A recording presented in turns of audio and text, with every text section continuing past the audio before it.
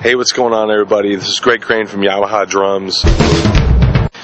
Today we are at Third Encore Rehearsal in North Hollywood, California, and we're going to meet up with Shannon Larkin from Godsmack. They got a new record coming out on Tuesday called The Oracle. We're going to talk about some drums. We're going to talk about a bunch of stuff. So stay tuned. Just follow me. Be cool, and just don't touch nothing.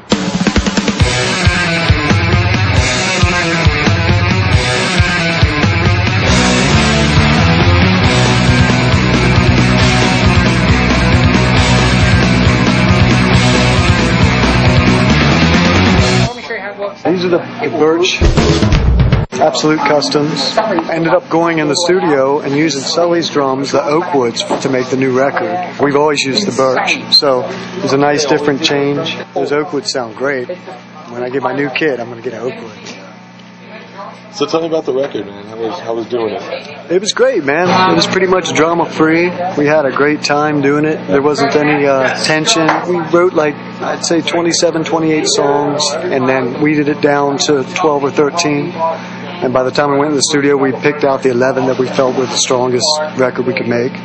Typically, we do all the drums in a week, and then I'm sitting around twiddling my thumbs for 6 weeks while they put all the bass, guitar, and vocals on.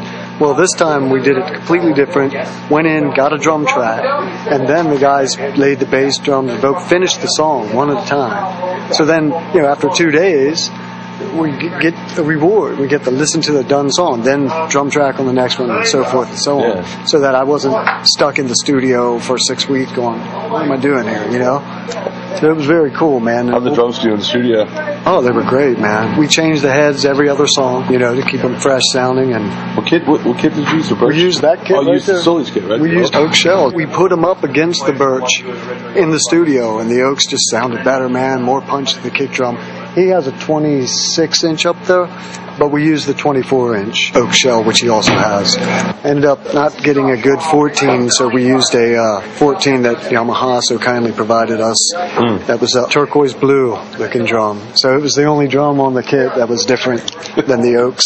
It sounded great, man. Well, it's the best drum sound I've gotten in this band for sure. How about the new tour? What are we going to see? In May, there's not going to be any surprises. We're headlining all these radio festivals, so we pretty much have to play all our radio hits. We have 15, 16 top 10 hits now, and it's like we can't play them all on the set. So people come in, why don't you play any deep cuts? Well, we can't even play all our hit singles, man.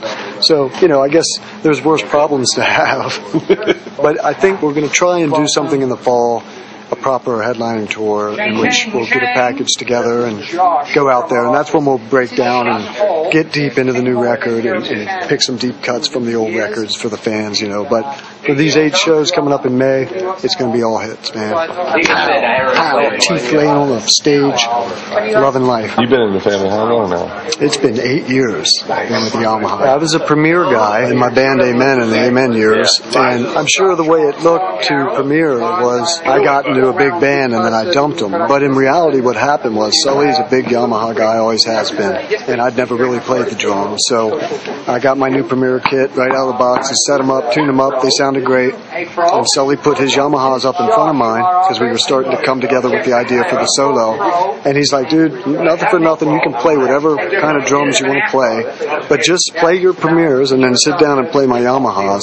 And the Yamahas, hands down, sounded better to my ears, felt better to my hands. The kick drum, more oomph, just better. And so I called Premier and I said, I'm jumping ship. It's cool telling everybody, Sully's an endorser too. They're like, what? Yeah. Yeah, man. Yeah, man. This is actually the first Godsmack record we've made where I play every drum on it, every song. On the last record, he played 1, and on the Faceless record, my first record with him, he played 3. And on the other side, the acoustic record, he played 1. And it was not like we tried to do it like that. It's not like he's like, I got to get a song on the record. It just always worked out. Like on Faceless, I got all my drum tracks done, and I just had a child. And so I flew home, and Sully's like, dude, I can play these couple songs. Yeah. And I said, go ahead, because there's no ego really in this band between Sully and I. He's played drums longer than I have, so he's a really, really great drummer. What's your favorite part about Yamaha drums? My favorite part is the way they sound. and the great people that work there. And I'm not just saying that to blow smoke. I mean, they've really stepped up and treated us with respect, and anything we want, really, there's never any kind of problem. Anywhere we've gone in the world, they've always made sure that I have the best drums there, from Japan to Europe. I never have to worry with Yamaha. It's a big company that cares about their artists. They always do great ads for me, and they had this great idea, which I loved, because I've had the same drum tech for 15 years. He's my best friend and my guy, Shane Hall. And they put him in their ad. He loves it, and we do it mandatory on every kick drum. Even if we change sides, like Sully's been known to change kick drum sides, take all the Yamaha sub kick guts out, put it right into the new one. Yep. Absolutely, without a doubt, loves the sound. And what we do is we turn this upside down, and then we mount the sub kick onto the tom mount, which is upside down. Oh yeah, it's mounted upside down, and you kind of like opposite. Yep. We got nothing but love from our sound man about it. He won't mix us without the sub kick in the drum, man.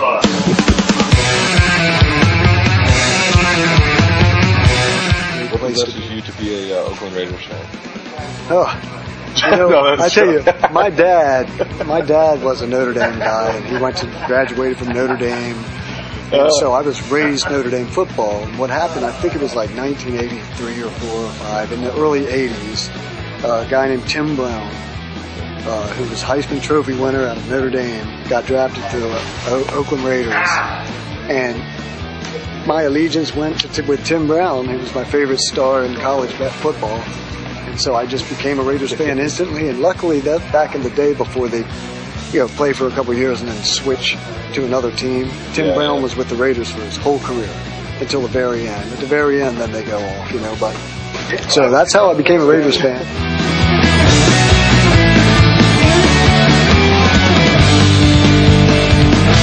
What's up, everybody? It's Shannon from Godsmack here, hanging out with Mr. Crane, Yamaha, and thanks for tuning in. Rock on.